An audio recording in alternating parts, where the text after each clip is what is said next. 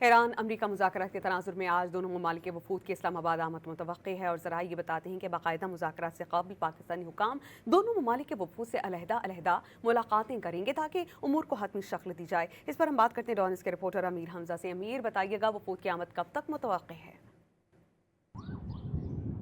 जी, Iran America मुज़ाकरात के हवाले से पाकिस्तान दुनिया भर की नज़रों का मरकूज़ बन चुका है और पाकिस्तान की जानब से ईरान अमेरिका मुज़ाकरात के लिए सफारती कोशिशें भी पहले से तेज़ कर दी गई हैं। ताहम आज पाकिस्तान में ईरानी और अमेरिकी दोनों वफूद पाकिस्तान पहुँचेंगे और उसके बाद बाकायदा तौर पर इन मुज़ाकरात का आगाज़ किया जाएगा। ज़राए का यह कहना है कि पहले पाकिस्तान में ईरानी वफ़द पहुँचेगा, जिसके बाद अमेरिकन वफ़द भी पाकिस्तान में पहुँचेगा। उसके बाद इन दोनों फ़रीक़ैन की अलग अलग पाकिस्तान के आला सफारती हुकाम से मुलाकात करवाई जाएगी और उसके बाद दोनों फ़रीक़ैन को एक टेबल पर बिठाकर एक ड्राफ्ट तैयार किया जाएगा और फिर ही इन दोनों के दरमियान बाहमी मुलाकात भी करवाई जाएगी। ज़राए का यह दावा है कि ईरानी वफ़द की क़यादत ईरान के वज़ीर ख़ारजा अब्बास अराग़ची और ईरान के स्पीकर मजलिस शूरा करेंगे। ताहम इसके साथ साथ अमेरिकन वफ़द की क़यादत अमेरिका के नायब सदर JD वैंस कर रहे हैं। उनके साथ ज़राए का दावा है कि अमेरिका की जानब से 2 मरहलों में वफ़द पाकिस्तान पहुँचेंगे। पहले मरहले में अमेरिका के